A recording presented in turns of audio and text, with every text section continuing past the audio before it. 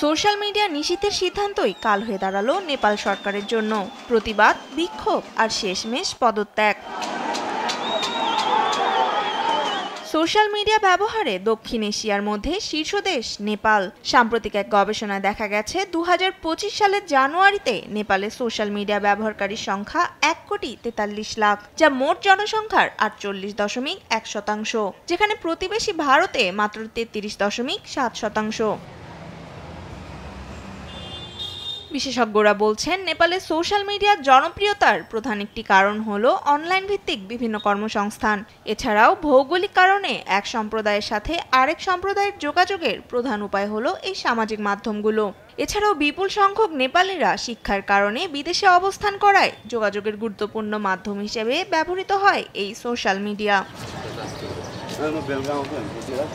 নেপালে সোশ্যাল মিডিয়াকে কর্মসংস্থান ও ব্যবসার জন্য একটি শক্তিশালী মাধ্যম হিসেবে ধরা হয়। বিভিন্ন উদ্যোক্তারা অনলাইনের মাধ্যমে অর্থ উপার্জন করে তাদের রুজি রুটির ব্যবস্থা করেন। এছাড়াও নেপালের বেশিরভাগ জনসংখ্যা মধ্যবয়সী হওয়ায় সোশ্যাল মিডিয়া এখানে অনেক জনপ্রিয়। সোশ্যাল মিডিয়া বন্ধের এমন সিদ্ধান্ত অনলাইন ব্যবহারকারীদের সরকার বিরোধী বিক্ষোভে নামতে বাধ্য করে।